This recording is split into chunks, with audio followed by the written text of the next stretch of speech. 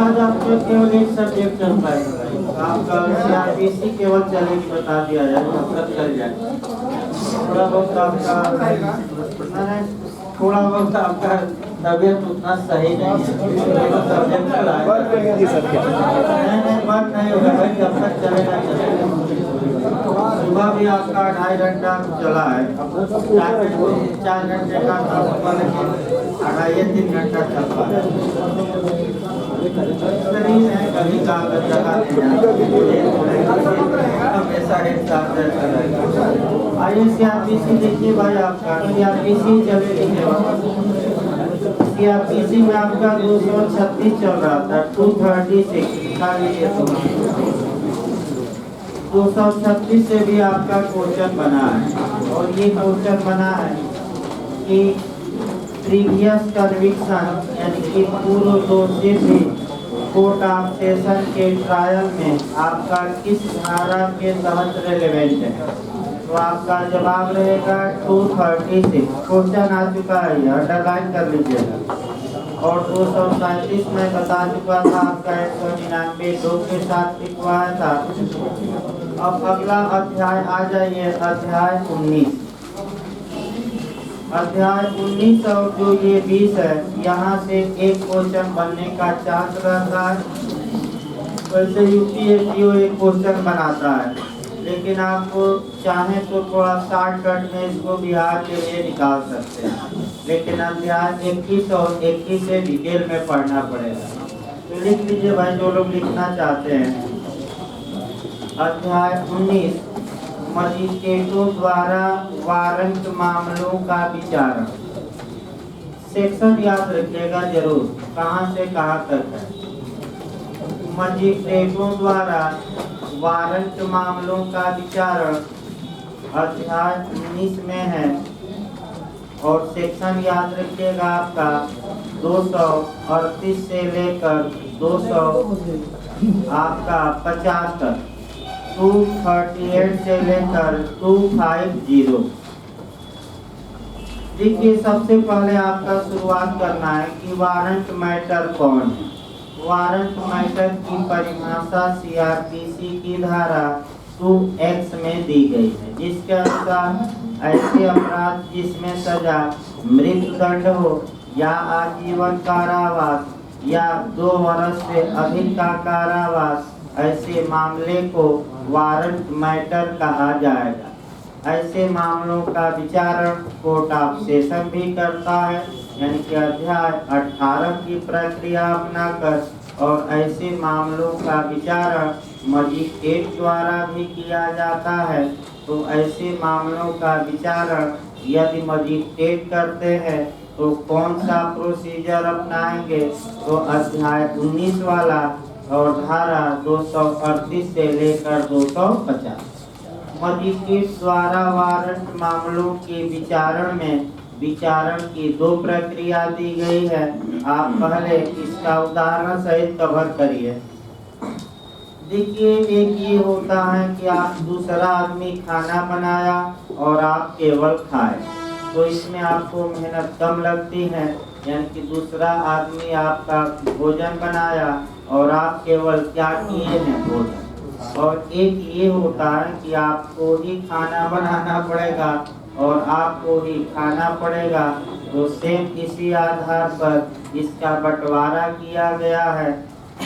अगर पुलिस ने अन्वेषण के बाद रिपोर्ट भेजी है, तो ऐसी दशा में वारंट मामलों में उसकी जो विचारण की प्रक्रिया है अलग है, क्योंकि पुलिस ने पहले ही साक्ष्य एकत्र करके खाना तैयार कर लिया है और मजिस्ट्रेट को अब उस पर क्या करना है, भोजन करना है, यानी कि मजिस्ट्रेट को उन साक्ष्यों पर विचार करना है। इसलिए ये प्रक्रिया अलग है। और दूसरा, आपका पुलिस रिपोर्ट से भिन्न आधार पर दायर मामले, इसमें मजिस्ट्रेट को स्वयं साक्ष्य लेना पड़ता है। मजिस्ट्रेट को स्वयं विचार करना पड़ता है कि क्या इतना साक्ष्य पर्याप्त है कि हम आगे बढ़े, यानी कि स्वयं खाना भी बनाना है और स्वयं मजिस्ट्रेट को खाना भी है। वैसी दशा में प्रक्रिया अलग है, लेकिन दोनों मामलों में जब फैसला आएगा तो फैसले की प्रक्रिया में या निर्णय की प्रक्रिया में कोई अंतर नहीं। तो 238 से लेकर 243 तक पुलिस रिपोर्ट पर दायर वारंट मामले हैं। 244 से लेकर 247 तक में पुलिस रिपोर्ट से भिन्न आधार यानी कि स्वयं के ज्ञान या परिवार पर दायर मामले है विचारण की प्रक्रिया, और दोनों के लिए जो जजमेंट आता है उसकी प्रक्रिया आपका 248 से 250।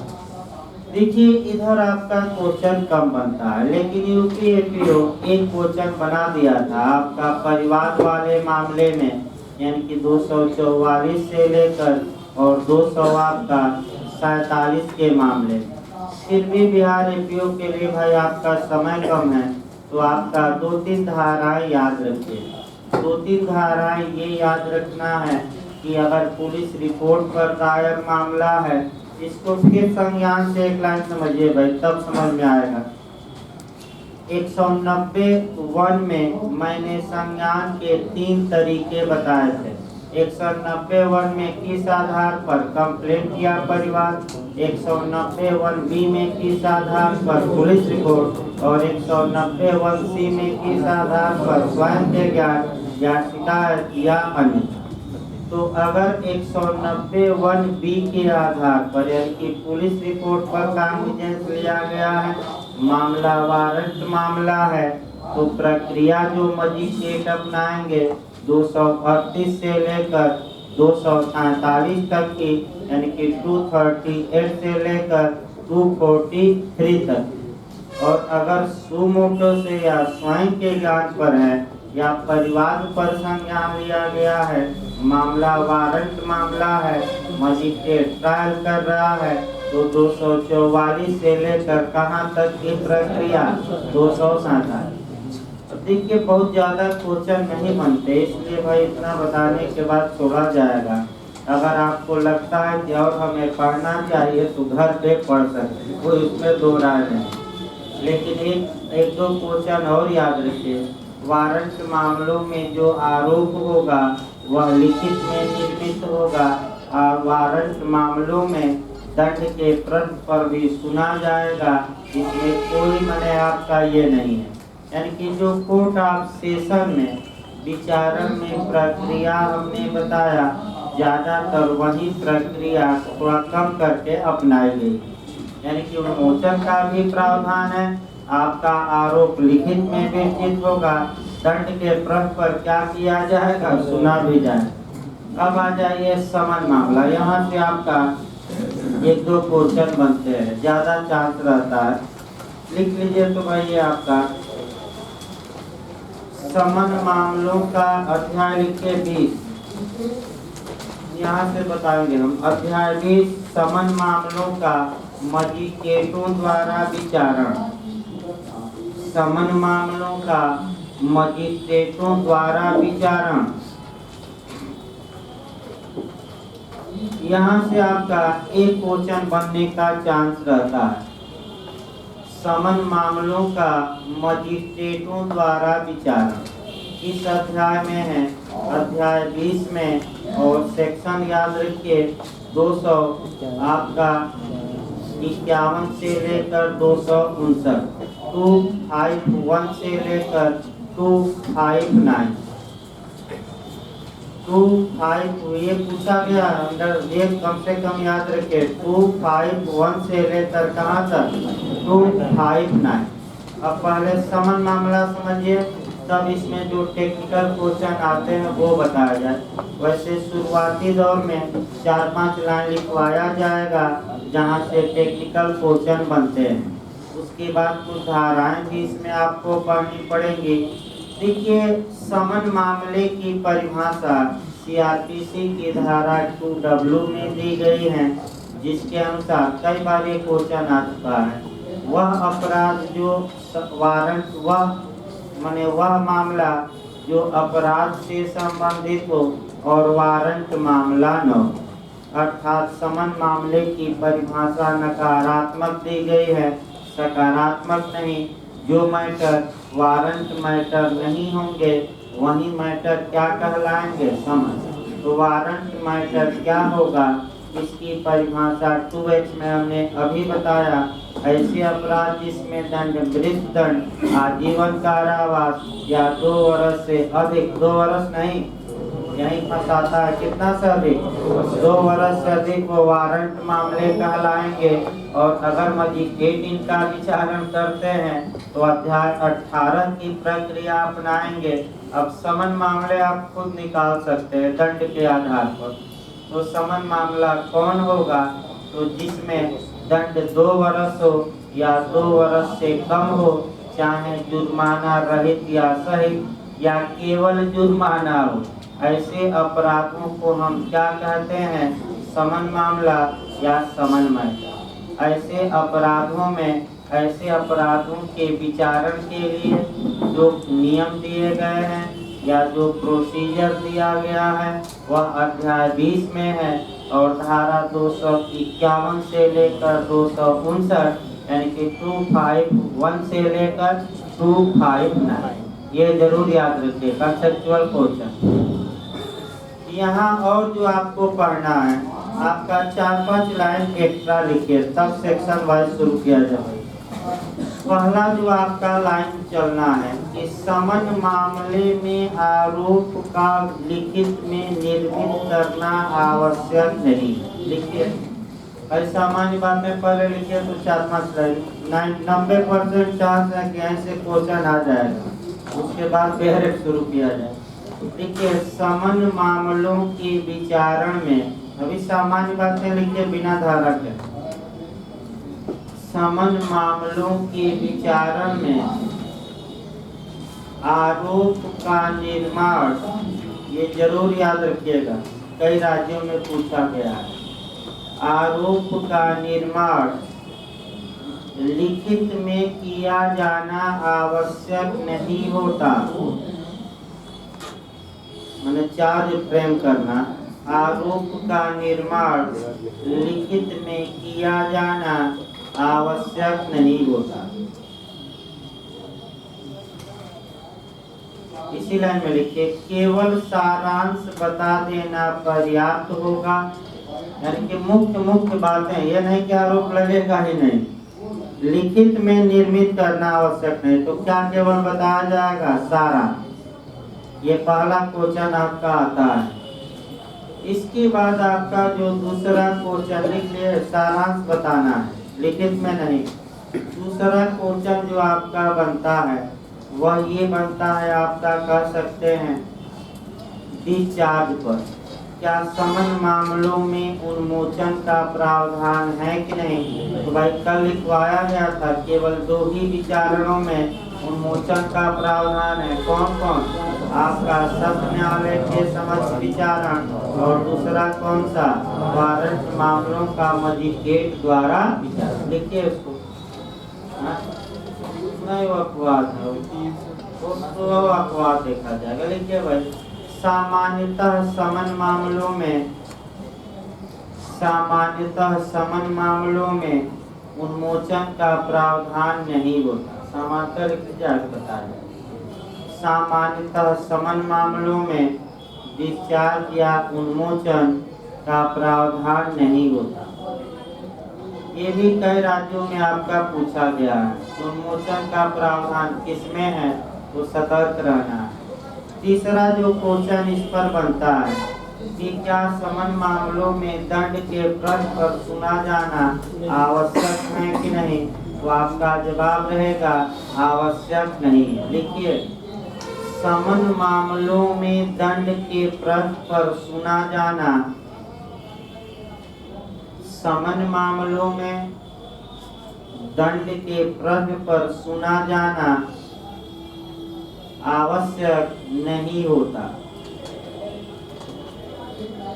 तो फिर एक बार क्वेश्चन ये बना है लिख दीजिए तब बताया जाए कि किन विचारणों में दंड के प्रण पर सुनना आवश्यक है। तो 2 ट्रायल मार्क कराइएगा। सत्य विचारण और मजिस्ट्रेटों द्वारा किस मामले का विचारण हुआ, समन और संक्षिप्त विचारण में नहीं, आगे फिर बताया जाए। अब आइए सेक्शन वाइज देखा जाए भाई। आपका सेक्शन वाइज कुछ बनते हैं क्वेश्चन, और सेक्शन वाइज आपका देखिए 251 से शुरू किया जाए। देखिए भाई, अभियोग का सारांश बताया जाए। जब समन मामले में अभियुक्त 251 शुरू किया जा रहा है। जब समन मामलों में अभियुक्त मजिस्ट्रेट के समक्ष हाजिर होता है या लाया जाता है। हाजिर होता मतलब कि स्वेच्छा से आ गया, और लाया जाता मतलब पकड़कर पुलिस ने क्या किया, लाया। तब उसे उस अपराध की विशेषताएं बताई जाएंगी जिसका उस पर अभियोग है, और उससे पूछा जाएगा कि क्या वह दोषी होने का विवाद करता है अथवा प्रतिरक्षा करना चाहता है, किंतु यथारीति आरोप विरचित करना आवश्यक न होगा। तो लिखित में आरोप का निर्माण किया जाएगा कि आरोप की मुख्य बातें बताई जाएंगी, विशेषताएं। तो क्या बताया गया धारा में, विशेषताएं। आरोप का लिखित में विरचित करना आवश्यक नहीं है। हाँ, यही आपका आरोप लगाकर मैंने मौखिक रूप से सारांश बताकर मेन चीजें पूछ भी लिया जाएगा कि बताओ तुम इन आरोपों को स्वीकार करते हो कि विचारण की मांग करते हो। भाई आपका अभी बताया भी गया था, 2 दिन से यही बताया जा रहा है, कल ही बताया गया कि अभियुक्त आरोप जब निर्माण होता है तो पढ़कर अभियुक्त को सुनाया जाता है, समझाया जाता है, फिर क्या किया जाता है, अंत में पूछा जाता है कि तुम बताओ कि क्या इन अभियोगों को स्वीकार कर रहे हो कि इनकार। तो स्वीकार कर ले तो तुरंत सजा दे सकता है मजिस्ट्रेट या न्यायाधीश। और अपील पर कल ही लिखवाया गया था, ये हमेशा अपील पर प्रभाव याद रखिए। 375 कल ही लिखवाया गया कि अगर दोषी होने के अभियोग पर यानी कि प्ली ऑफ गिल्टी पर सजा दे दी गई तो अपील का आधार कम हो जाएगा। और 375 यानी कि 375 कहती है कि अपील सामान्यतः नहीं होगी सिवाय, ये शब्द वाक्य बल याद रखिएगा, सामान्यतः अपील नहीं होगी सिवाय। ये ऐसे बना भाई ऑप्शन में, सिवाय मतलब छोड़कर, अर्थात तब अपील हो सकेगी। मैं डायरेक्ट सीधे बता रहा हूँ, लेकिन शब्द चेंज कर सकता, डायरेक्ट की भाषा भी नहीं बताएगी। तो किन आधारों पर अब अपील हो सकती है, कल ही लिखवाया गया 2 आधार, दंड की वैधता और दूसरा दंड के परिणाम। दंड की वैधता का मतलब ये हुआ कि जिस मजिस्ट्रेट ने यह हमें दंड दिया है, न्यायाधीश ने, उसे ये दंड देने की क्षमता ही नहीं है। और दंड के परिणाम का मतलब ये हुआ कि हजूर हम स्वीकार किए, फिर भी हमें बहुत अधिक सजा दे दी गई, हमारी सजा क्या की जाए, कम। और कोई आधार नहीं उठा सकते क्योंकि आपने खुद ही क्या किया है, स्वीकार किया। इसमें कोई स्वीकार ही ना करिए भाई, हो क्या। 251 हो गया। 52 देखिए, दोषी होने के अभियोग पर 2 सिद्धि बता ही दिया गया, इस विवेकानुसार मजिस्ट्रेट कर सकता है। आइए 253 छोटे मामले में अभियुक्त की अनुपस्थिति में दोषी होने के अभियोग पर 2 सिद्धि। ये भी क्वेश्चन बहुत महत्वपूर्ण है। आपका परसों ही बताया गया था कि पेटी ऑफेंस के बारे में प्रावधान कहाँ है, कई बार आ चुका है, गलत न हो। 206 छोटे अपराध या इस मामले इंटरव्यू में भी बिहार में पूछा गया था कि पेटी ऑफेंस कौन होते हैं। पेटी ऑफेंस यानी कि छोटे अपराध आपका ऐसे अपराध जिसमें सजा केवल जुर्माना हो और वह जुर्माना 1000 या 1000 से कम। और पहले ये रकम यूपीएफयू ने बनाया कितना था, कल ही परसों बताया 100, और वर्तमान में 1000। तो बताइए ऐसे मामलों में कैसा समन जारी किया जाता है, टाइगर समन की, स्पेशल समन की, सामान्य समन, स्पेशल। देखिए भाई, स्पेशल सामान्य टाइगर नोटिस भी एक होती है। आपका तमाम समन और आपका दस्ती समन भी होता है। सब आप समझ लीजिए तो एक बात, क्योंकि आ गया है तो इसको बता दिया जाए, नहीं तो फिर लोग भ्रमते रहेंगे। सामान्य समन जैसे कि आपका जारी होता है सामान्य। अगर स्पेशल समन दे तो सीआरपीसी में 206 में प्रावधान है, स्पेशल समन किन मामलों में, छोटे मामलों में। फिर एक बार मैं बता दूं, न्यायालय समन जारी करता है और समन में रकम लिखी रहती है। अभियुक्त से यह अपेक्षा करता है या तो वह खुद या किसी अन्य के माध्यम से अपना अपराध स्वीकार करे और ये रकम न्यायालय में जमा करे। और अगर न्यायालय संतुष्ट है तो बुलाने की आवश्यकता नहीं है, उस रकम को स्वीकार करके दोष सिद्ध कर देगा और मामला समाप्त। जैसे कि छोटे अपराधों में होता है, किसी को स्पेशल समन कहा जाता है। दस्ती समन आपका सीपीसी में है। सीपीसी के पूछा गया था जे में आदेश 5 के नियम 9A, आदेश 5 के किस नियम में? 9A। तो बिहार एपीओ से कोई मतलब नहीं है, लेकिन एक लाइन बता दिया जाए। वादी को ही समन दे दिया जाता है कि वह जाकर प्रतिवादी को हाथों हाथ समन तामील कराए, सर्विस कराए, रिसीव कराए। इसको दस्ती समन कहा जाता है। और एक होता है टाइगर नोटिस। टाइगर नोटिस आपका हाई कोर्ट जारी करता है। जब किसी को तुरंत बुलाना रहता है तो उस हाई कोर्ट अर्जेंट मामलों में आपका नोटिस या आदेश देता है कि तुरंत हाजिर हो 2-4 घंटे में, 1 दिन में। तो इसी को एक नाम दे दिया गया है टाइगर नोटिस, और कुछ है नहीं। यानी कि तत्काल बुलाना हो तो अर्जेंट में, सामान्यता नहीं। तो फिर एक बार देखिए 253 आपका 273 का अपवाद भी है, लिख लीजिए। 273 का ये क्या है, आगे भी 273 बताया जाएगा। 253 धारा किसका अपवाद है? अब देखिए क्वेश्चन का फिर मॉडल यहाँ बनता है कि इस धारा के तहत साक्ष्य लेते समय अभियुक्त का या एक्यूज का एपियर होना कोर्ट में या न्यायालय में हाजिर होना आवश्यक नहीं। या किस धारा के तहत आपका अभियुक्त की अनुपस्थिति में भी एविडेंस लिया जा सकता है? तो सब धारा याद रखिएगा, आपका 4 ऑप्शन देगा और 4 धारा मैं बताया था उसी में से एक रहेगा। कौन कौन? फिर एक बार याद रखिए, 115, 205, 299, 317 रट कर जाइएगा। इसी में से एक पूछेगा, एक ही धारा का सब अपवाद है 273 और आपका 253 भी उसी का अपवाद है, बुलाना आवश्यक नहीं है। देखिए अगला धारा 254 छोड़ सकते हैं। प्रक्रिया जब दोष सिद्ध न किया जाए तो वही न किया जाए तो सबका साक्ष्य लिया जाएगा, यानी कि अभियोजन का लिया जाएगा। फिर अभियुक्त से कहा जाएगा परीक्षा करिए, सब कुछ कर लिया गया। ये कई धारा में ज़्यादा काम नहीं करना है। इसके बाद 255 दोष मुक्ति या दोष सिद्धि फैसला आएगा, जजमेंट आएगा, या तो एक्यूटल या कन्विक्शन का जजमेंट आएगा। और ऐसी दशा में दंड के प्रण पर सुनना आवश्यक नहीं होगा, स्पष्ट आपका 255। इसके बाद 256 पूछा जाता है, परिवादी का हाजिर न होना या उसकी मृत्यु। ये धारा पूछी गई है यूपी में, तो अंडरलाइन करिए 256। यहाँ से जो क्वेश्चन बनता है वह तोड़ कर लिखिएगा। देखिए कैसे क्वेश्चन बनता है, कई शब्दों को यहाँ लिखना है।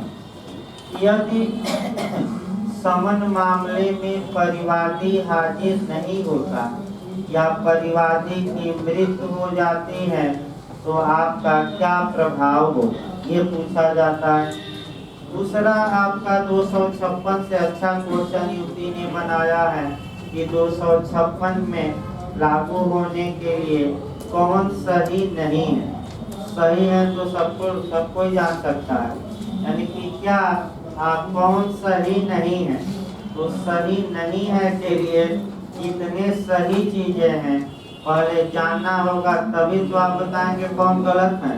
तो देखिए सही चीज है, इसको तोड़कर लिख लीजिए। तो एक एक शब्दों को मैं अलग कर रहा हूँ और इसी में मैं मॉडल बना दूंगा। एक दो देखिए आपका ये 256 पहले तो किस मामले में लागू होगी, समन मामले में कि वारंट मामले में, समन मामले लिख सकते हैं। ये धारा केवल समन मामले में लागू होगी। दूसरा क्वेश्चन आइए, समन मामले में, वारंट में नहीं, लिखते रहिए, केवल समन में लागू होगी।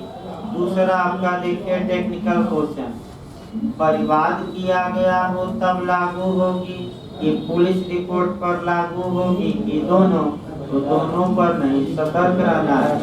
यानी कि पहला हो गया कि मामला कौन सा मामला हो, समन मामला, इसको लिख लीजिए। इसी में बहुत अच्छा क्वेश्चन अंदर जाकर पूछा जाता है, मामला किस पर दायर हो तो दे देगा परिवाद पर तब, पुलिस रिपोर्ट पर तब, दोनों इनमें से कोई नहीं।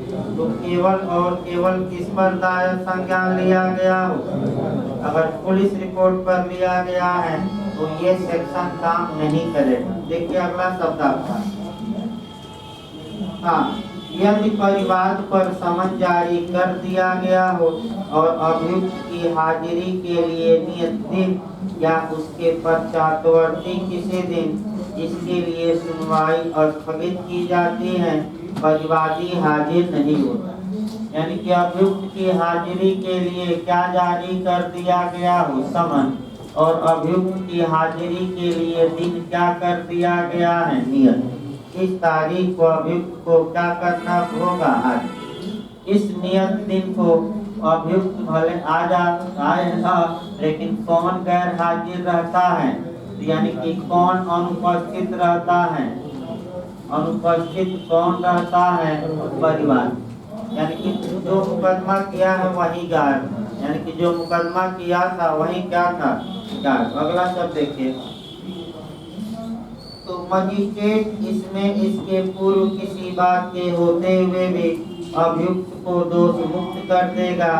आप यानी कि सामान्य नियम ये है कि अब ऐसी दशा में आपका अभियुक्त का क्या कर सकता है, मजिस्ट्रेट दोष मुक्त कर सकता है। यानी कि बात नहीं है, बाइज्जत क्या कर सकता है, बरी, यानी कि एक्विटल कर सकता है, यानी कि बाइज्जत बरी। लेकिन ये हमेशा याद रखिए, आपका उन्मोचन नहीं, मैं बता रहा हूँ क्या कर सकता है, आपका कर सकते हैं कि दोष मुक्त। अगला ये 256 के बाद जो यही आपका तोड़कर पढ़ना है और कुछ नहीं, कभी काल अंदर से तोड़कर पूछ लिया जाता है। 257 परिवाद को वापस लेना, यहाँ भी क्वेश्चन बनता है कि समन मामले में परिवाद वापस लिया जा सकता है कि नहीं लिया। 257 लिखे भैया लाइन, जो क्वेश्चन बना है बस एक लाइन बस याद रखना है कि समन मामलों में परिवाद वापस लेने का प्रावधान कहाँ है, तो आपका जवाब रहेगा 257 पहला क्वेश्चन। दूसरा जो क्वेश्चन बना है कि समन मामलों में कंप्लेंट या परिवाद को कब तक विड्रा किया जा सकता है, तो देखिए क्या देगा, आपका दंडादेश के पूर्व, निर्णय के पूर्व, मजिस्ट्रेट द्वारा अंतिम आदेश पारित किए जाने के पूर्व, इनमें से कोई नहीं। तो जो फेयर एक्ट में शब्द लिखा है मैं बताती हूँ, पहली वरीयता उसी को आपको देनी पड़ेगी। और फेयर एक्ट की जो भाषा है वह लिखा गया है अंतिम आदेश देने के पूर्व। लिख लीजिए इसको, देख लें इसमें एक लाइन लिखिए, परिवादी द्वारा परिवाद, तो एक लाइन लिखिए, यही शब्द पकड़िएगा, परिवादी द्वारा परिवाद अंतिम आज्ञा, परिवादी द्वारा परिवाद मजिस्ट्रेट द्वारा अंतिम आदेश पारित किए जाने के पूर्व, फाइनल ऑर्डर, मजिस्ट्रेट द्वारा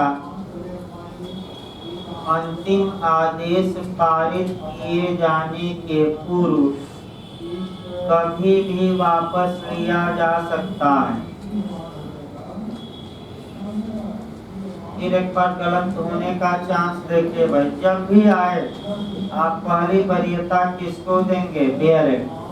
अगर ये शब्द न रहे तब भी मैं बता रहा हूँ, सब लिखिएगा निर्णय के पूर्व। ये शब्द न रहे तब कोट लिखिए भाई। फिर मैं बता दूं एक बार, ये पहला वरीयता मारना है। अगर ये शब्द आपका न रहे तब दूसरा ऑप्शन देखिएगा जजमेंट के पूर्व या निर्णय के पूर्व। यही बस याद रखना है ये। लेकिन ये शब्द न रहे तब, ये शब्द रहे तो अंतिम आदेश देने के पूर्व। इसके बाद आपका 258 कुछ मामलों में कार्यवाही रोक देना आपका यहाँ प्रभाव उन्मोचन का होगा। अभियुक्त को छोड़ा जाएगा और कह सकते हैं, और ऐसे छोड़ने का प्रभाव क्या होगा? डिस्चार्ज। एक अपवाद का ये है। इसके बाद 259 मैं बता चुका हूँ, फिर एक बार बता रहा हूँ। 259 से ज़्यादा क्वेश्चन बनता है और इसको मैं 2 बार बताया हूँ कोरिलेट करके। 4 सेक्शन एक साथ याद रखने हैं। फिर मैं बता रहा हूँ, एक पहला आपका 87। पहला कौन सा? पहले शुरुआत से करिए। 87 में बता चुका हूँ कि न्यायालय समन के बदले या समन के अतिरिक्त गिरफ्तारी का वारंट जारी कर सकता है समन मामलों में। कौन सी धारा? 27। ये याद रखना है। अब वारंट मामलों में न्यायालय गिरफ्तारी का वारंट जारी न करके समन जारी कर सकता है, मैंने सीधे इसके उल्टा। तो कौन सी धारा लगातार बताई जा रही है? 204 1B। ये समन के बदले वारंट और वारंट के बदले क्या आया? समन। अब हमें 2 धाराएं ये चलनी है कि ट्रायल की प्रक्रिया को चेंज करना है, अर्थात विचारण। समन वारंट नहीं जारी कराना है, विचारण की प्रक्रिया को चेंज करना है। अब पहला क्वेश्चन आया 259। अगर मजिस्ट्रेट को लगता है कि मामला समन मामला है, हम इसका विचारण कर रहे हैं, लेकिन न्याय के हित में ये उचित होगा कि इसका विचारण वारंट मामलों की तरह किया जाए, यानी कि अध्याय आपका 19 वाला प्रक्रिया के तहत किया जाए, तो मजिस्ट्रेट कारण लिखेंगे और कारण लिखकर राय को चेंज कर देंगे। लेकिन कब तक चेंज कर सकते हैं? निर्णय के पूर्व कभी। लेकिन एक शब्द याद रखना है कि ऐसे समन मामलों में ये ट्रायल चेंज होगा जिसमें दंड की मात्रा 6 माह से अधिक। तब यही फंसाता है हमेशा कि किन मामलों में ट्रायल चेंज? समन मामलों की प्रक्रिया को वारंट मामलों में परिवर्तित की धारा के तहत किया जाता है। तो 259 पहला क्वेश्चन। दूसरा, दंड की मात्रा कितना होनी चाहिए तो चेंज होगा। अब देखिए कैसे भरमाया है। 6 माह से कम, 6 माह से अधिक, इनमें से कोई नहीं। एक ही क्वेश्चन हम 3 बार बनाए। हल्का का अंतर, 6 माह से कम का दंड हो तब, 6 माह का दंड हो तब, 6 माह से अधिक का उस मामले में दंड हो तब। क्या मार कराएं? 6 माह ना मार दीजिए। यही बार बार लोग गलत कर रहे हैं, इसी को अंडरलाइन कर लीजिए बैरक पर, ताकि रिवीजन करेंगे आपका लास्ट में तो गलती न हो। 6 माह से क्या अधिक, भाई बार बार ये गलती कर रहे हैं लोग, सतर्क रहिए यहाँ से। अब आइए अध्याय 21। यहाँ से भी आपका एक क्वेश्चन तो निश्चित बनता है। अध्याय 21 और 21A से एक क्वेश्चन बनने का चांस रहता है। चाहे यूपी हो या कोई भी एग्जाम हो, आपका सतर्क रहना भाई। दोनों अध्यायों से एक क्वेश्चन पूरा चांस रहता है 99%। भले वारंट समन वाला ना आए, लेकिन यहाँ से आपका पूरा चांस रहता है भाई बनने का क्वेश्चन। देखिए आपका अध्याय 21 समरी ट्रायल या संक्षिप्त विचारण। लिख लीजिए तो हेडिंग। अध्याय 21 में समरी ट्रायल या संक्षिप्त विचारण की बात की गई है। देखिए, संक्षिप्त विचारण का जो उद्देश्य है उसको देखा जाए। आपका जो उद्देश्य इसका है अगर पूछा जाए तो जस्टिस डिले जस्टिस डिनाई, अर्थात देर से न्याय मिलना अन्याय के बराबर होता है। अतः ऐसी दशा में जिन अपराधों में सजा कम होती है उनका जल्दी से जल्दी निपटारा किया जाता है और जल्दी से जल्दी आपका फैसला सुनाया जाता है। यानी कि जल्दी से जल्दी क्या करिए, उनका निपटारा और फैसला सुनाइए। तो कम दंड है तो क्यों डिले किया जाए। ये मुख्य उद्देश्य इसका ये है कि शीघ्र क्या प्रदान किया जाए, सस्ता न्याय। इसके लिए आपका अध्याय 21 में प्रावधान है और धारा पहले याद रखना है। पूछा गया है यूपी में कि समरी ट्रायल या संक्षिप्त प्रक्रिया किस आपका विचारण की प्रक्रिया की धारा से की धारा में तो 260 से लेकर 205। तो पहले सामान्य बातें लिखिए 4-5 लाइन, तब डायरेक्ट शुरू किया जाए। लिखिए संक्षिप्त विचारण। संक्षिप्त विचारण मुख्य न्यायिक मजिस्ट्रेट या महानगर मजिस्ट्रेट कर सकते हैं और कोई नहीं। पहला नियम याद रखिए। सामान्य बातें जरूर याद रहे।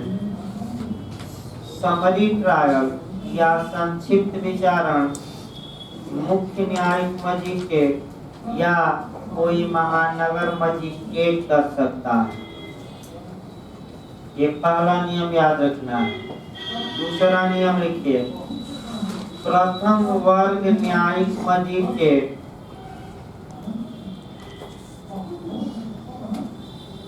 प्रथम वर्ग न्यायिक मजिस्ट्रेट तथा द्वितीय वर्ग न्यायिक मजिस्ट्रेट, इसी में लिख लेना है। प्रथम वर्ग न्यायिक मजिस्ट्रेट तथा द्वितीय वर्ग न्यायिक मजिस्ट्रेट संक्षिप्त विचारण उच्च न्यायालय द्वारा प्राधिकृत करने पर कर सकते हैं। ये अंडरलाइन करिए, बहुत गलत होता है। संक्षिप्त विचारण उच्च न्यायालय द्वारा प्राधिकृत किए जाने पर कर सकते हैं, बहुत गलत होता है। तो इसको अच्छे से तैयार रखिएगा। किसके द्वारा अथराइज करने पर आई किसको कर सकता है, फर्स्ट क्लास और सेकंड। अगला नियम लिखिए। अगला जो पूछा जाता है, अभी आपका उत्तराखंड में पूछा गया था कि संक्षिप्त विचारण में सामान्यतः विचारण की कौन प्रक्रिया अपनाई जाती है। तो जो समन मामलों में प्रक्रिया हमने बताया, सामान्यतः का मतलब कि हूबहू नहीं, याद रखें। सामान्यतः या मामूली तौर पर जैसे ही शब्द मैं लगाऊं, यानी कि इसका ये विधि का पूर्ण नियम नहीं, ये नहीं कि उसको मान लीजिए, है ना। मुख्य रूप से लिखिए, संक्षिप्त विचारण में समन मामलों के विचारण की प्रक्रिया को संक्षिप्त विचारण में समन मामलों के विचारण की प्रक्रिया को, फिर एक बार देखिए, संक्षिप्त विचारण में समन मामलों के विचारण की प्रक्रिया को सामान्यतः अपनाया जाता है। सामान्यतः मैं लिखवा दिया, हूबहू नहीं। यथासाक्य, यथासाक्य मतलब जहाँ तक संभव, ये याद रखिए। अभी उत्तराखंड अभी बनाया था। इसके बाद आपका पूछा जाता है कि संक्षिप्त विचारण किन अपराधों का किया जाता है, किन मामलों का किया जाता है। समन मामलों का केवल वारंट मामलों का, दोनों का, इनमें से कोई नहीं तो दोनों मार कर आइए। कुछ वारंट में कर लिए हैं और कुछ क्या है, सम, यानी कि फिर एक बार इसको समझ लीजिए तो आगे समझाना ना पड़े। यहाँ भी खूब लोग गलती करके आते हैं और नए लोग केवल ये समझते हैं कि केवल समन मामलों का होगा, लेकिन सतर्क रहना है। कुछ वारंट मामलों का और कुछ किसका, समन मामला। जैसे कि चोरी का मामला है, रकम 2000 से कम है या 2000 है तो 3 साल का दंड है घर से बाहर चोरी, और घर में चोरी के लिए 7 साल का। तो ये तो वारंट मामला हो गया, क्योंकि अभी हमने परिभाषा बताई वारंट मामले की, ऐसा अपराध जिसमें 2 साल से क्या हो, अधिक का दंड हो, फिर भी इसका समरी ट्रायल हो सकता है। तो याद लिखिए, इसको पूछा जाता है ज्यादा। संक्षिप्त विचारण कुछ समन मामलों का और कुछ वारंट मामलों का किया जाता है। दोनों मार्क कराइएगा। ये भी क्वेश्चन अच्छा नया बन सकता है, इंटरव्यू में भी बना था, एक लोग गलत बता दिए एपीओ में। मैंने कि इतना पढ़े थे लेकिन इस बार एपीओ में जाकर गलत बता दिए, कह दी केवल समन मामलों का। वहाँ तो बेरेक्ट रखा रहता है, आपका पढ़िए बेरेक्ट भाई। और जब पढ़े तो देखे कि तो घर में चोरी भी है लेकिन रकम निर्धारित है कितना, तो आप चुप हो गए भाई, क्या करें। इस पर फिर एक क्वेश्चन बना कि पीछा करना, स्टैकिंग। तो कहे कि पीछा करना अपराध है कि नहीं, तो बोल दिए कि हाँ। फिर पढ़वाया कि पीछा करना कहाँ अपराध है, पढ़िए 354 आईपीसी। तो बार बार पीछा करना, ये केवल पीछा करना नहीं, मैंने कि एक शब्दों पर क्या किया जाता है। अब ये ना समझिए कंपटीशन है, जैसे आपका बाल का खाल निकाला जाता है तो यहाँ कामा, आर और एक शब्दों का क्या निकालना है, खाल। कई लोग तो कई कोचिंगों में पढ़कर आए थे, एक और उदाहरण दे दें तब बैठ हो जाए। और एविडेंस की धारा 5 में जो शब्द लिखा है ए तस्मिन पश्चात, आपका उनको कभी समझ में ही नहीं आया, आकर पूछ रहे थे हमसे कि तस्मिन पश्चात का मतलब क्या। अरे भाई तस्मिन पश्चात मतलब इसके बाद अब क्या हुआ भाई, मैंने कभी कहीं बताया ही नहीं जाता लग रहा है शब्दों, और जबकि ला में शब्दों का ही खेल है, याद रखिए और कुछ नहीं है। शब्द अगर पकड़ लिए तो ला आसान हो जाएगा, नहीं पकड़े उसका अर्थ नहीं आया तो रट्टा मार सकते हैं लेकिन समझ में नहीं आ सकते। देखिए भाई इसको आपका ये लिख लेना, कुछ समन मामलों का कुछ किसका, वारंट मामला। अब आपका और एक क्वेश्चन, 2 क्वेश्चन अभी बनाना है। क्या मजिस्ट्रेट संक्षिप्त विचारण करने के लिए बाध्य है तो उसका विवेकाधिकार है। तो बाध्य नहीं है, उसका क्या है, विवेकाधिकार, करे या न। एक लाइन लिखिए, संक्षिप्त विचारण करना मजिस्ट्रेट का विवेकाधिकार होता है। संक्षिप्त विचारण करना मजिस्ट्रेट का विवेकाधिकार होता है।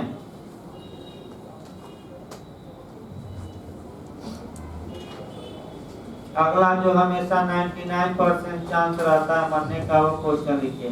संक्षिप्त विचारण में अधिकतम सजा 3 मास तक का कारावास दिया जा सकता है, यही ज्यादा पूछा जाता है।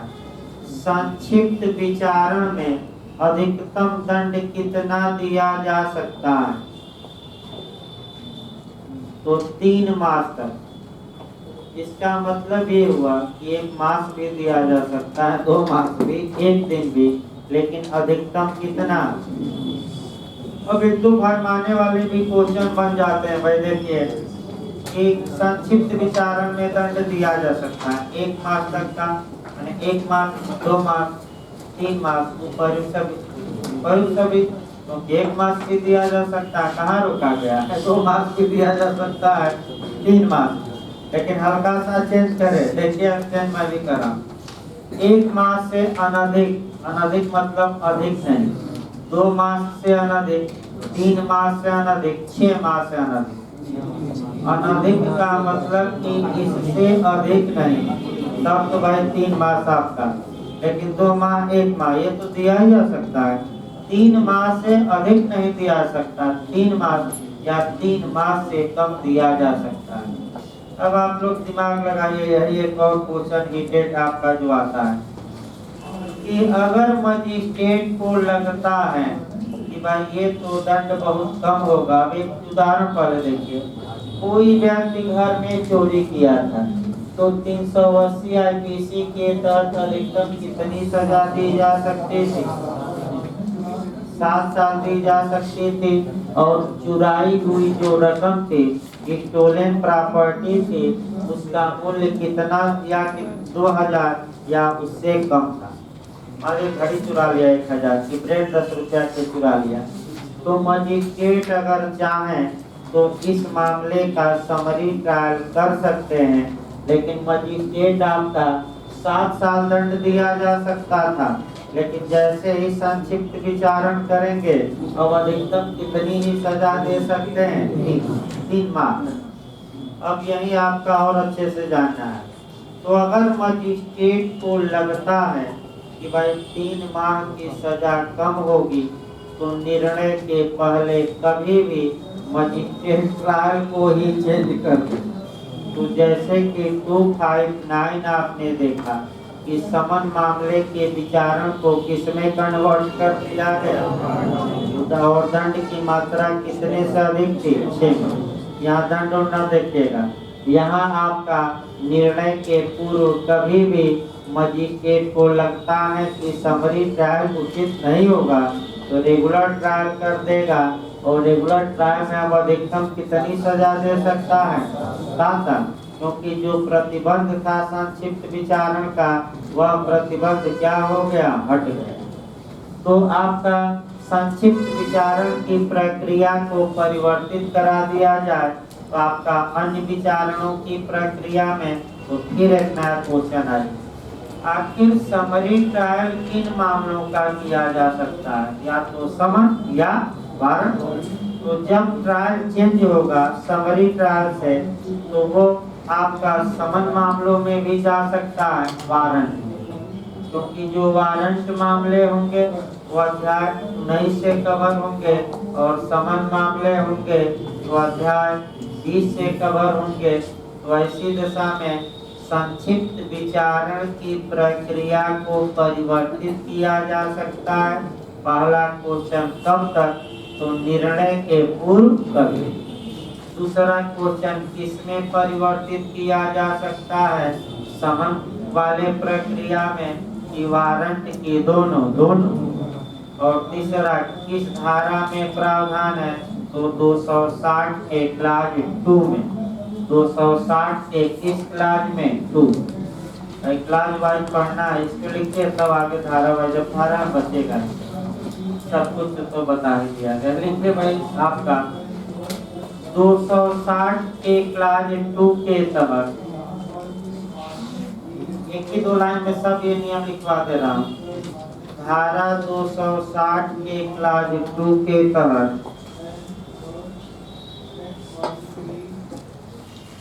निर्णय सुना, निर्णय के पूर्व मजिस्ट्रेट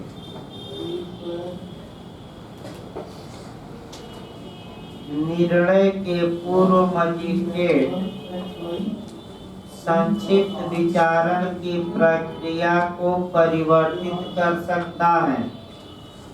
एक ही में समाहित करते हैं 2-3 आपका क्वेश्चन। संक्षिप्त विचारण की प्रक्रिया को परिवर्तित कर सकता है। अब अगला क्वेश्चन अभी पूछा नहीं, ये क्वेश्चन हिंटेड है, पूछ सकता है नया, किसमें चेंज करेगा? तो समन मामलों की प्रक्रिया में कि वारंट की दोनों में लिख लीजिए। ऐसा परिवर्तन समन मामलों या वारंट मामलों की प्रक्रिया में हो सकता है। शॉर्टकट में लिखिए, ऐसा परिवर्तन समन मामलों या वारंट मामलों की प्रक्रिया में हो सकता है, यानी कि अध्याय 19 और 20 में कन्वर्ट किया जा सकता है।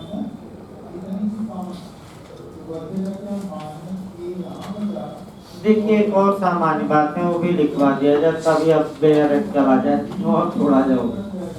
सेकेंड क्लास जुडिशियल मजिस्ट्रेट के बारे में एक क्वेश्चन आता है। लिखिए धारा 261 के तहत 261 सेक्शन 1 लिखिए।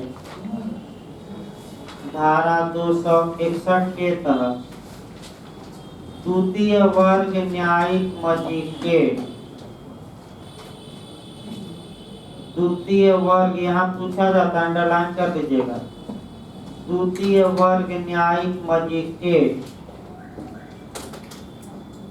उच्च न्यायालय द्वारा प्राधिकृत किए जाने पर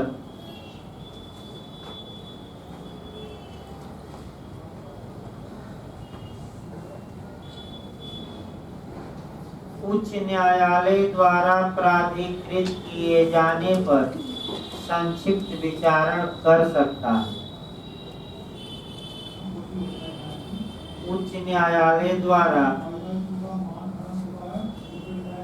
प्राधिकृत किए जाने पर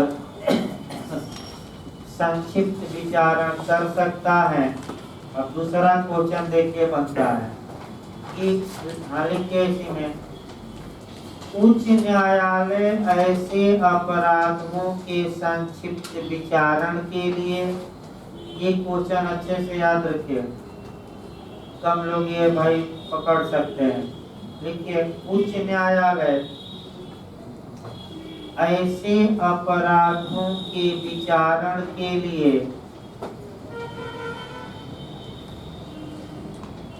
इसे प्राधिकृत कर सकता है। इसे मैंने द्वितीय वर्ग न्यायिक मजिस्ट्रेट को इसे प्राधिकृत कर सकता है जिसमें दंड 6 मास से अनधिक, अंडरलाइन कर लीजिए, तो जिसमें दंड 6 मास से अनधिक या केवल जुर्माने का हो, या केवल जुर्माने का हो। कंसेप्ट बनाइए, यहाँ गलत का चांस रहता है। आखिर सेकेंड क्लास जुडिशियल मजिस्ट्रेट को किन अपराधों के समरी ट्रायल के लिए ऑथराइज किया जा सकता है? सभी नहीं, ऐसे अपराध जिसमें सजा कितनी हो, 6 माह या 6 माह से कम या केवल जुर्माना। अब अगला क्वेश्चन सतर्क रहना है कि द्वितीय वर्ग न्यायिक मजिस्ट्रेट संक्षिप्त विचारण में अधिकतम कितनी सजा दे सकता है? तो यहाँ नए खिलाड़ी दिमाग ज्यादा लगाएंगे और यही सतर्क रहना है। देखिए दे देगा 6 माह से अनधिक, 3 माह से अनधिक, 2 माह से अनधिक, 1 माह से अनधिक। तो भले इसे प्राधिकृत किया गया हो ऐसे अपराधों के ट्रायल के लिए जिनमें सजा 6 माह या कम है, लेकिन जब ये सजा देगा तो ये भी उतनी ही दे सकता है जितनी कि अन्य दे सकते हैं। तो कितने तक सजा दे सकता है? 3 मास से अनधिक का कारावास, यानी कि अधिकतम 3 माह। अब यही लोग गलत करके आएंगे, 6 माह और 1 महीना मार देंगे। लिखिए एक लाइन, द्वितीय वर्ग न्यायिक मजिस्ट्रेट, स्पष्ट लिखिए अलग से, ये कह दिया नहीं है, अलग स्पष्ट रूप से। द्वितीय वर्ग न्यायिक मजिस्ट्रेट 3 मास से अनधिक के कारावास का दंड दे सकता है। 3 मास से अनधिक के कारावास का दंड दे सकता है।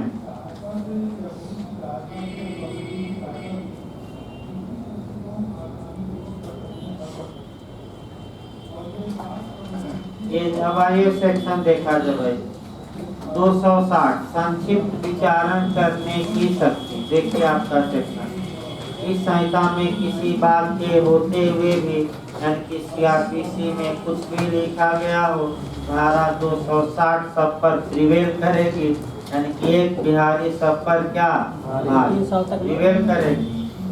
बताइए कोई पूछना है क्या? लिखिए भाई आपका संक्षिप्त भी बात ना करिए भाई, पूछना हो तो बताइए, बताया जाओ क्या भाई, न पूछना हो तो आगे बढ़ा जाए। स्पीडी ट्रायल में स्पीडी ट्रायल चल ही रहा है। संक्षिप्त विचार। अब वो समय गया पूछने और आपका बस रट्टा मारना है, वो समय गया यानी कि शांत काल चला गया। अब कौन सा काल आरंभ हो चुका है? संक्रमण का।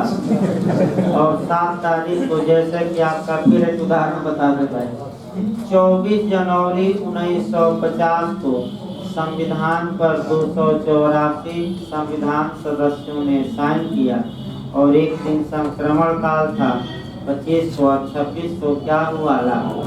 तो ये 15 दिन का समय चलता है परीक्षा के पहले, ये ट्रांजैक्शन पीरियड होता है, संक्रमण काल होता है। इसमें आर या पार की लड़ाई लड़ी जाती है। जैसे कि संविधान निर्माता एक दिन को मनन किए कि अब क्या होगा, अब क्या होगा। तो 26 जनवरी को जो रात में होना था हो ही गया। तो इसी प्रकार हम मनन करिए कि 7 फरवरी को कैसा क्वेश्चन आएगा। अब पंचौरा करने का समय क्या हुआ, गया। 7 फरवरी के बाद ट्रेन में पंचौरा शाम को करिएगा। मनोज सर का पढ़ाया हुआ आया कि नहीं? तो भाई अब बाहर से थोड़े आएगा, आकाश से तो क्वेश्चन आ नहीं जाएगा। आखिर किताब से आएगा, कंसेप्चुअल आएगा, केस आएगा। भाई अब ये है कि 100% गारंटी नहीं लेते हैं, लेकिन 80-90% आ जाना चाहिए। और 70-60% भी आप कर लिए तो भाई अभी तो देखिए अभी क्लियर नहीं हो रहा है। 147 सीटें जो क्रिएट हुई है नई, अब इसमें जोड़ेंगे कि नई वैकेंसी आएगा एपीओ में बिहार में, वो अभी कंफर्म नहीं हो पा रहा है। कई लोग फोन से पूछ रहे हैं भाई अभी हमें कोई कंफर्म सूचना नहीं है कि अलग से आएगी कि इसी में जुड़ेगी। अब ये सरकार आयोग जो करे सरकार, लेकिन 147 सीटें आपका 147 है ना, अलग से सृजित की गई है नहीं। अब इसमें जुड़ जाएगा भाई आपका कह सकते हैं कि 700 सीटें हो जाए और 700 में 7000 से अधिक लोग निकलेंगे 7,500-8,000 से, तो आपका फाइट कम हो जाएगी।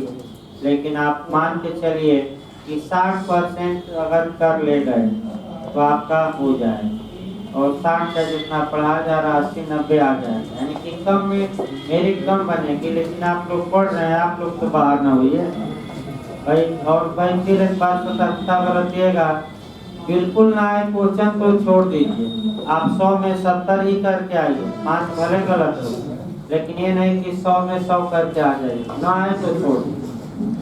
जहाँ भी कंफ्यूजन है 4, 5, 6, 7 क्वेश्चन पर रिस्क लीजिएगा, ज़्यादा नहीं, क्योंकि यूपीजे में एक लोगों का -1 आया था नंबर। भाई फोन किए बहुत परेशान थे, तो भाई पता करवाया गया अंदर से तो पता लगा कि ये तो माइनस में सही आया है। वो विश्वास नहीं कर रहे थे, उछल रहे थे कि हम हाई कोर्ट जाएंगे। हम कहे कि रुकिए भाई पता करवाते हैं।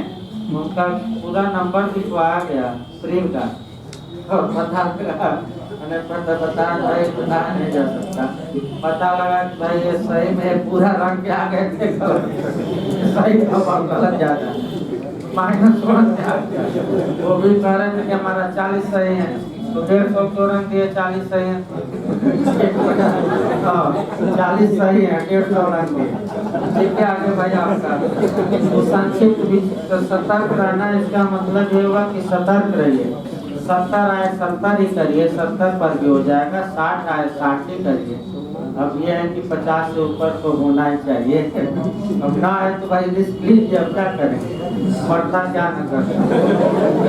आइए अध्याय 21 संक्षिप्त विचारण, 2-4 लाइन का बचा, उसके बाद अगला अध्याय चला जाए। विचारण तो खत्म हुआ। 260 संक्षिप्त विचारण करने की शक्ति। देखिए इसका सब कुछ बता दिया गया, बस सेक्शन 8 करना है, कुछ बचा नहीं, कुछ बचा नहीं सेक्शन ही, बस 2-4 लाइन बता के आगे बढ़ना है।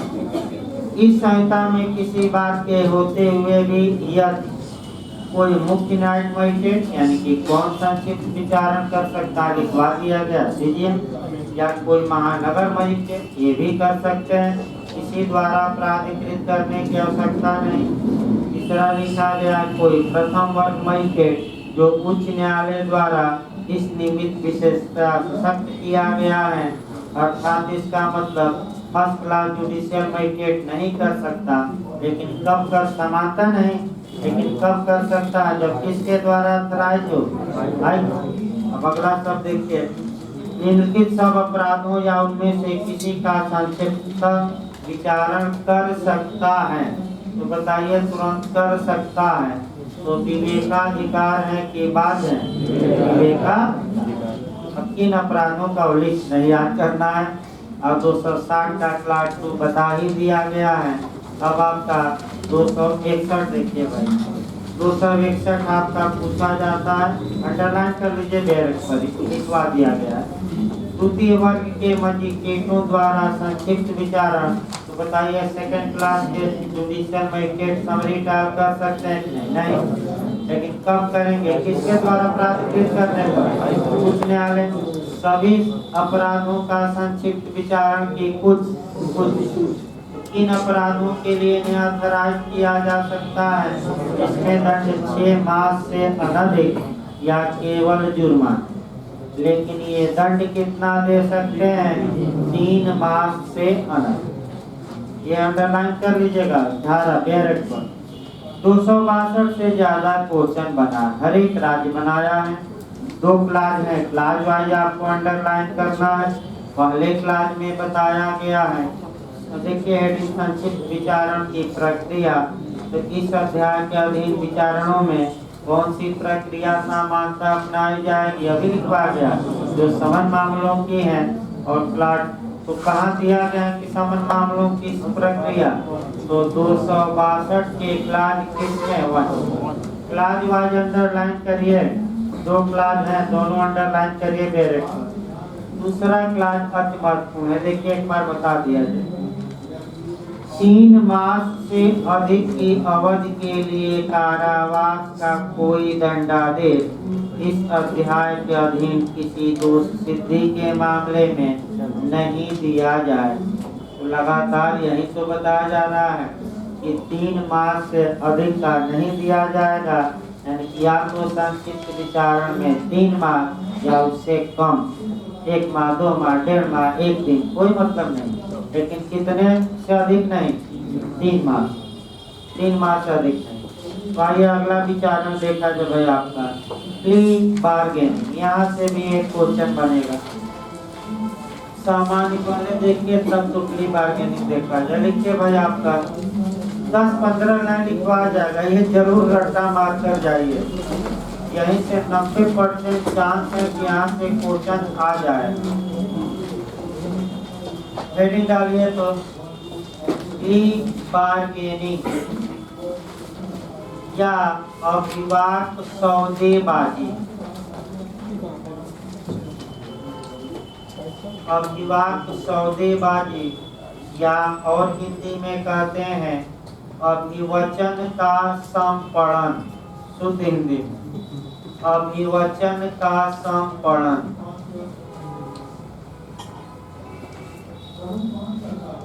देखिए पहले एक उदाहरण प्ली बार आप लिख लीजिए भैया। अध्याय 21A कैपिटल ए लिखिएगा। अध्याय भी पूछा गया था आपका यूपीजे में चैप्टर पूछ लिया गया था कि प्ली बार्गेनिंग किस अध्याय में है, तो सतर्क रहना है किस में, 21A।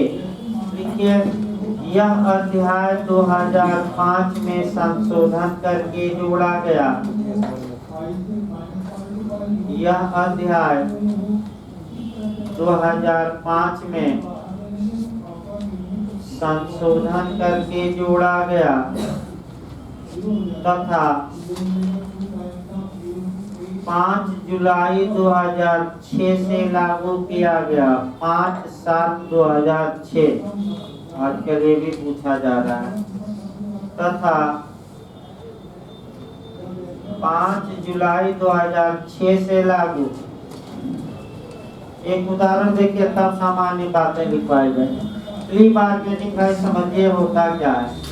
मान लीजिए एक लड़का है और वह शर्ट लेने गया दुकानदार से पूछा कि कितना दाम है, तो दुकानदार ने बताया 1000 रुपया दाम।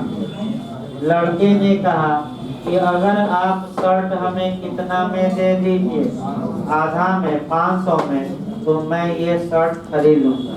दुकानदार रजामंद हो गया और लड़का तैयार हो गया और कितने के शर्ट खरीद लिया 5। सेम नियम इसी पर लगाइए प्ली बार्गेनिंग।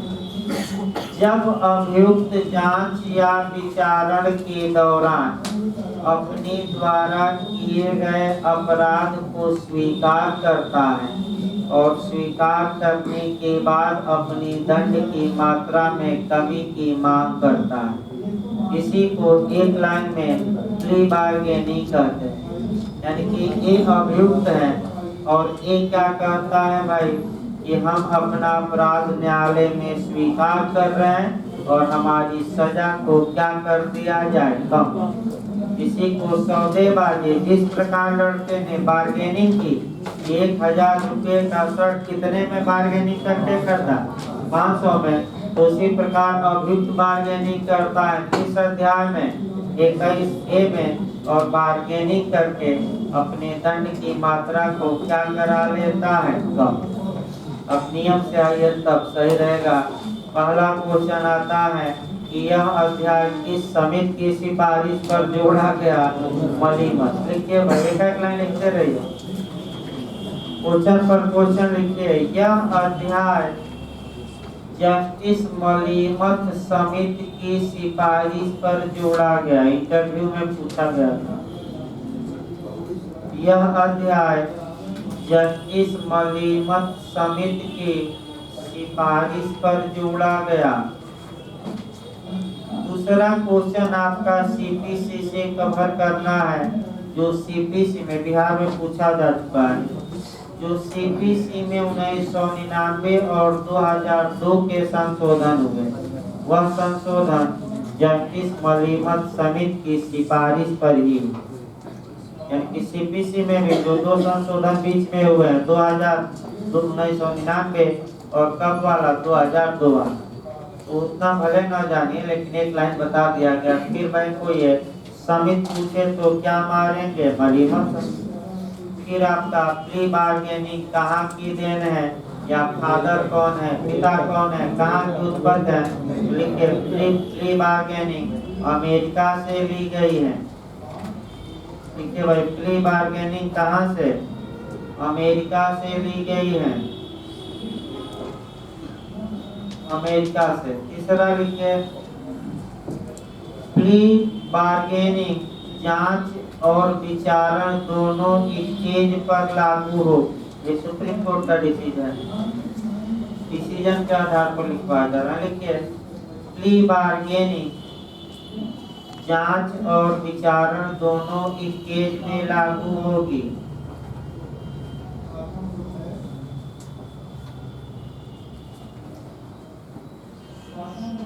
अगला लिखिए, प्ली बार्गेनिंग केवल ऐसे अपराधों में मान्य है, ये भारत में चल रहा है। प्ली बार्गेनिंग केवल ऐसे अपराधों में मान्य है जिनमें दंड 7 वर्ष या 7 वर्ष से कम का। मैंने आज भी सभी अपराधों में नहीं, जिसमें सजा कितनी है, 7 साल या 7 साल से कम। इसको देखिए, 7 वर्ष या 7 वर्ष से क्या है, कम। इसको दूसरी भाषा में भी भाई पूछा जाता है कि ये अध्याय किन अपराधों में लागू होगा। तो देखिए आपका कैसे पूछा जाता है, तो घुमावदार क्वेश्चन। जिसमें मृत्युदंड हो, लागू नहीं होगा। जिसमें आजीवन कारावास हो, लागू नहीं होगा। जिसमें दंड 7 वर्ष से क्या हो, अधिक हो, उसमें भी लागू नहीं। तो जिसमें दंड या तो 7 साल हो या 7 साल से क्या हो, कम। डटे रहिए, अब यहाँ घुमावदार खूब घुमा देगा, तो बस जो भी घुमावदार दे आप दिमाग में ये बैठाइए कि कौन सा ऑप्शन ये बताता है कि दंड 7 या 7 वर्ष से क्या है, कम है। यानी कि एक ऑप्शन 7 वर्ष से अनधिक न हो दंड, यानी कि 7 वर्ष से अनधिक माने अधिक न, उसी में लागू होगा। यानी कि 7 साल या 7 साल से क्या कम। यानी कि आज भी प्ली बार्गेनिंग सभी अपराधों में मान्य नहीं है, अर्थात अन्य अपराधों में अभियुक्त अपने अपराध को स्वीकार करे और कहे न्यायालय से कि हमारा दंड कम कर दीजिए, तो आज भी नहीं होगा। लेकिन जो क्वेश्चन बनता है वो मेन आई है और वही रट्टा मारना है। लिखिए बच्चे, प्ली बार्गेनिंग निम्नलिखित मामलों में लागू नहीं होगी। यहीं से आपका क्वेश्चन बनता है। मैं बता दूं, अब तक के इतिहास में जो क्वेश्चन 90% बना है, जो लिस्ट में लिखवा रहा हूं कि प्ली बार्गेनिंग कब लागू नहीं होगी, स्पष्ट लिखिए, प्ली बार्गेनिंग कब लागू नहीं होगी, यही आपका सतर्क रहना है। और लिस्ट आपका चारों तरफ से खोज कर एक जगह एकत्र करवाया जा रहा है, बेयर एक्ट में बिखरा हुआ है। ये सही बात है कि आप पढ़ेंगे घर पे तो सीरियल वाइज पढ़ेंगे, लेकिन हम पढ़ाएंगे तो सब जितना बिखरा है क्या करेंगे एक जगह। तो आइए कह करके चला जाए, प्ली बार्गेनिंग कब नहीं लागू होगी। तो आपका पहला पॉइंट लिख लीजिए, ऐसे अपराध जिसमें दंड, अच्छे से लिखिए इसको, लिखिए ऐसे अपराध जिसमें दंड मृत्युदंड या आजीवन कारावास या 7 वर्ष से अधिक के कारावास का दंड हो। लिखिए ऐसे अपराध जिसमें दंड मृत्युदंड, आजीवन कारावास या 7 वर्ष से अधिक के कारावास का दंड हो। अभी बताया गया इसमें प्ली बार्गेनिंग आज भी भारत में मान्य लागू नहीं होगा। यह अध्याय दूसरा हो गया। ये लिखिए तेजी से भाई आपका दूसरा लिखिए, ऐसे अपराध जिसमें केवल जुर्माने का दंड हो। फाइन का केवल दंड है तब भी अध्याय लागू नहीं होगा। ऐसे अपराध जिसमें दंड कितना हो, ये दूसरा लिखवाया जा रहा है, क्रम से लिखिएगा, जिसमें जुर्माने का केवल जुर्माना। तीसरा लिखिए, स्त्रियों के प्रति अपराध, इसमें भी लागू नहीं होगा। स्त्रियों के प्रति अपराध, इसमें भी लागू नहीं होगा प्ली बार्गेनिंग। तीसरा स्त्रियों के प्रति अपराध। चौथा लिखिए, 14 वर्ष से कम आयु के शिशु के विरुद्ध अपराध। लिखिए 14 वर्ष से, चौथा ही चल रहा है ना, 14 वर्ष से कम आयु के शिशु के विरुद्ध अपराध, यही गलती होता है।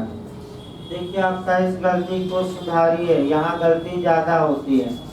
आपका ICRPC की धारा 160 में पुलिस किसी लिखित आदेश देकर कितना से कम का माने बालक है, पुरुष है तो बुला नहीं सकती, तो 15 कितना से कम। और यहाँ सतर्क रहना प्ली बार्गेनिंग में 15 नहीं है। यहाँ अगर बालक के प्रति अपराध आपने किया और उसकी एज कितना हो, 14 से कम, तो प्ली बार्गेनिंग अपना अपराध स्वीकार भी कर लेता है, तो दंड में कमी की जाएगी कि नहीं? नहीं। अगला लिखे पांचवा भाई, ऐसे अपराध जो देश की सामाजिक और आर्थिक दशा को प्रभावित करते हों। यही क्वेश्चन आपका बनता जाता है पीओजे हर एक। ऐसे अपराध जो देश की सामाजिक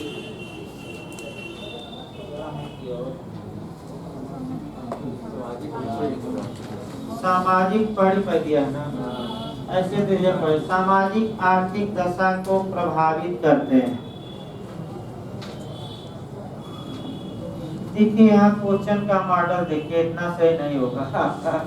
सामाजिक आर्थिक दशा को प्रभावित करते हैं, इनमें भी प्ली बार्गेनिंग मान्य नहीं है।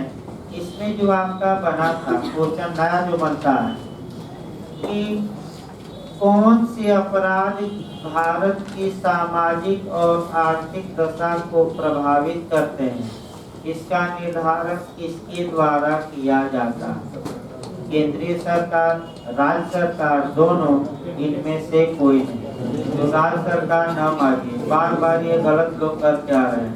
इसी में कोर्ट में लिख लीजिए, यही पॉइंट बनाकर कोर्ट में लिखना है कि इसका निर्धारण कोर्ट में लिख के गलत करके आ रहे हैं लोग। ये इसका निर्धारण केंद्रीय सरकार द्वारा किया जाएगा। तो राज्य सरकार ना मार दीजिएगा, फिर एक बार हम बता रहे हैं। ये गलती ज्यादा कर रहे हैं लोग, फिर एक बार बताया जाए। जहाँ गलती ज्यादा वहाँ 3-4 बार मैं बता रहा हूँ, दिमाग अच्छे रखिए। कौन से अपराध देश की आर्थिक और सामाजिक दशा को प्रभावित करेंगे, इसका निर्धारण केंद्रीय सरकार उद्घोषणा जारी करके करेगी। लिखित में घोषणा तो कौन करेगी निर्धारण, राज्य की केंद्र की दोनों। केंद्र गलत अंडरलाइन कर लीजिए, गलती का पूरा चांस है यहाँ। अगला लिखिए भाई आपका, अगला अपवाद लिखिए जहाँ ये लागू। पूर्व दोष सिद्धि के मामले, प्रीवियस कन्विक्शन, यानी कि अगर अभियुक्त पहले से एक बार सजा पा चुका है और वर्धित दंड से दंडनीय हो सकता है, मैंने पढ़े हुए, तो प्ली बार्गेनिंग काम नहीं करेगा। स्वीकार भी करेगा तो दंड कम नहीं, तो क्या पढ़ेगा दंड।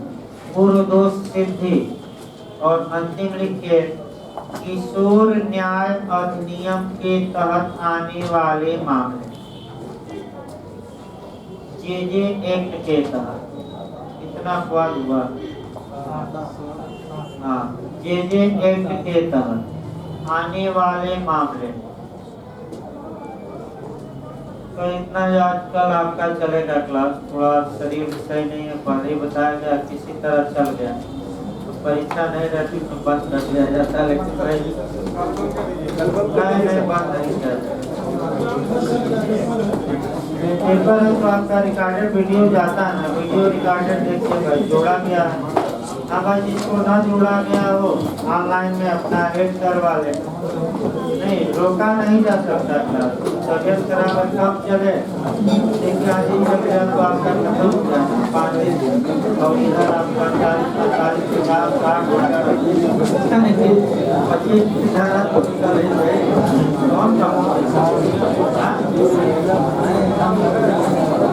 नहीं रोका नहीं, ठीक है,